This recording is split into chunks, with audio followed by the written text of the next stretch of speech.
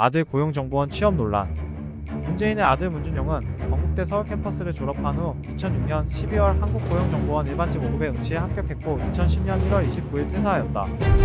입사 4개월 후 특혜 논란이 제기되었고 2017년까지 의혹이 반복적으로 제기되었다. 언론사 검증 결과 공통적으로 정리된 것은 확증은 없다는 것이다. 2007년 노동부의 감사 보고서는 문준용은 채용 자격이 충분하고 특혜를 받지 않았다고 말했다.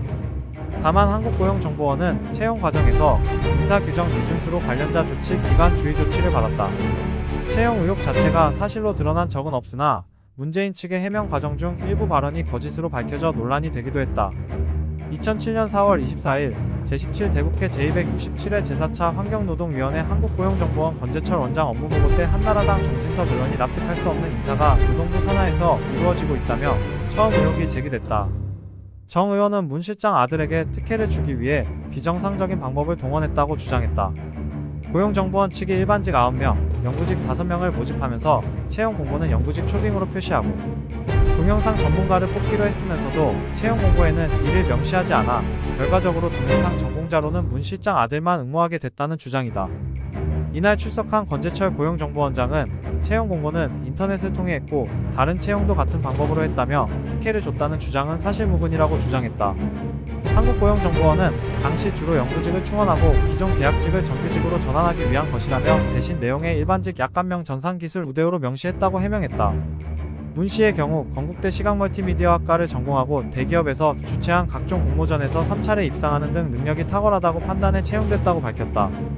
이와 관련해 청와대 천호선 대변인은 청와대 입장도 고용정보원의 해명과 똑같다고 말했으며 청와대 관계자도 한 월간지에서 취재했으나 특혜 채용이 아니어서 보도하지 않았다며 한나라당 의원이 면책특권을 악용해 재보선을 하루 앞둔 시점에 무책임한 의혹 제기라고 주장했다. 2012년 4.11 총선 문재인은 19대 총선 부산 사상 후보로 출마했고 사상구선거 방송토론위원회 주최의 토론회에서 새누리당 손수조 후보에 의해 문 후보의 아들 특혜 의혹이 잠시 거론됐다.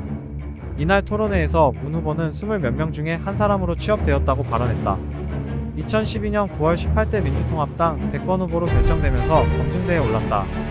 금융감독원 청탁 전화 의혹, 문 후보의 청와대 재직 시절 법무법인 매출 급등 아들 특혜 취업 의혹 등 주요 검증거리였다.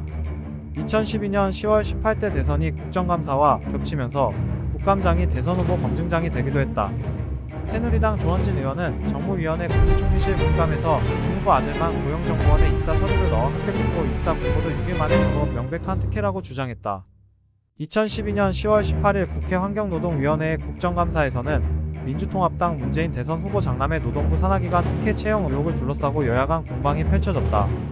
새누리당 서영교 의원은 18일 국회에서 열린 한국고용정보원 국감에서 고용정보원이 동영상과 PT 전문가를 뽑을 내부 계획이 있었음에도 홈페이지 채용 공고문에는 그런 내용이 빠져 있었다고 지적했다. 문 후보 아들은 어떻게 알고 동영상 전문가에게 맞는 소개서를 써서 지원했느냐며 아들 문 씨의 자기소개서를 공개했다.